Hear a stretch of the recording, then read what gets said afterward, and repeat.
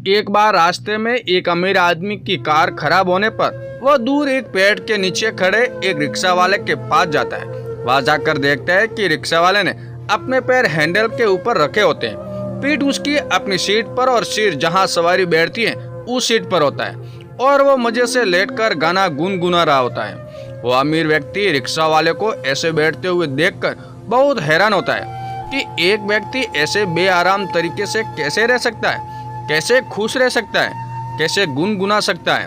वो उसको 20 रुपये में चलने के लिए बोलता है। रास्ते में वो रिक्शा वाला वही गाना गुनगुनाते हुए मजे से रिक्शा खींचता है और वो अमीर व्यक्ति एक बार फिर हैरान कि एक व्यक्ति 20 रुपये लेकर इतना खुश कैसे हो सकता है, इतने मजे से कैसे गुनगुना सकता है। वो थोड़ा ईर्ष्यापूर्ण हो जाता है और रिक्शा वाला को समझने के लिए उसको अपने बगल में रात को खाने के लिए बुला लेता है।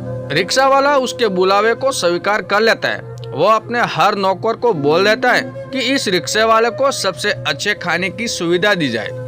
अलग अलग तरह के खाने की सेवा दी जाती है। सूप्स, आइसक्रीम, गुलाब जामुन, सब्जियां, यानी हर चीज वहाँ मौजूद थी।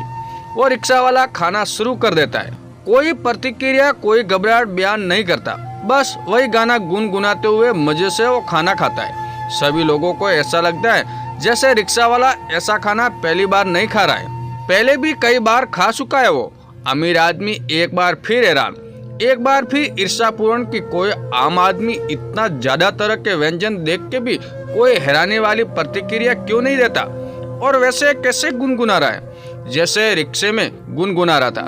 ये सब कुछ देखकर अमीर आदमी की ईर्ष्या और बढ़ती है। अब वो रिक्शे वाला को अपने बगल में कुछ दिन रुकने के लिए बोलता है। रिक्शा वाला हाँ कर देता है। उसको बहुत ज्यादा इज्जत दी जाती है। कोई उसको जूते पहना रहा होता है तो कोई कोट। एक बेल बजाने से 3-3 नौकर सामने आ जाते। एक बड़ी साइज की टेलीविजन स्क्रीन पर उसको प्रोग्राम दिखाए जाते और एयर कंडीशन कमरे में सोने के लिए बोला जाता है। अमीर आदमी नोट करता है कि वो रिक्शा वाला इतना कुछ देखकर भी कुछ प्रतिक्रिया नहीं दे रहा है। वो वैसे ही साधारण चल रहा है जैसे वो रिक्शा में था, वैसे ही गाना गुनगुना रहा है जैसे वो रिक्शा में गुनगुना रहा था। अमीर आदमी की ईर्ष्या बढ़ती चली जाती है और वो सोचता है कि अब तो हद हो गई, इसको तो कोई हैरानी नहीं हो रही, इसको कोई फर्क ही नहीं पड़ रहा है, ये वैसे ही खुश है, कोई प्रतिक्रिया ही नहीं दे रहा है। अब अमीर आदमी पूछता है, आप खुश है ना? वो रिक्शा वाला कहता है, जी साहब, बिल्कुल खुश हूँ। अमीर आदमी फिर पूछता है, आप आराम में है ना? रिक्शा वाला कहता है, जी बिल्कुल आरामदायक हूँ। अब अमीर आदमी तय करता है कि इसको उसी रिक्शा पर वापस छोड़ दिया जाए।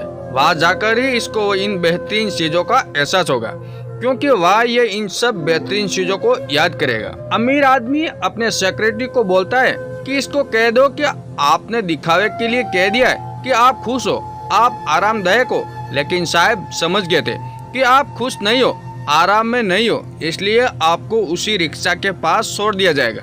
सेक्रेटरी के ऐसा कहने पर रिक्शा वाला कहता है, ठीक है सर, जैसे आप चाहे, जब आप चाहे उसे वापस उसी जगह पर छोड़ दिया जाता है जहां पर उसका रिक्शा था।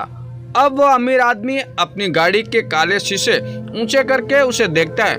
रिक्शे वाले ने अपनी सीट उठाई, बैग में से काला सा गंदा सा मैला सा कपड़ा निकाला, रिक्शा को साफ किया, मजे में बैठ गया और वही गाना गुनगुनाने लगा। अमीर आदमी अपनी सिक्योरिटी से पूछता है कि चक्कर क्या है, इसको कोई फर्क ही नहीं पड़ रहा। इतनी आरामदायक वाली, इतनी बेहतरीन जिंदगी को ठुकरा के वापस इस कठिन जिंदगी में आना और फिर वैसे ही खुश होना, वैसे ही गुनगुनाना।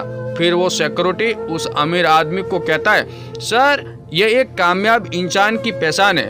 एक कामयाब इंसान वर्तमान में जीता है, उसको मनोरंजन एंजॉय करता है और उसी बढ़िया जिंदगी की उम्मीद में अपना वर्तमान खराब नहीं करता।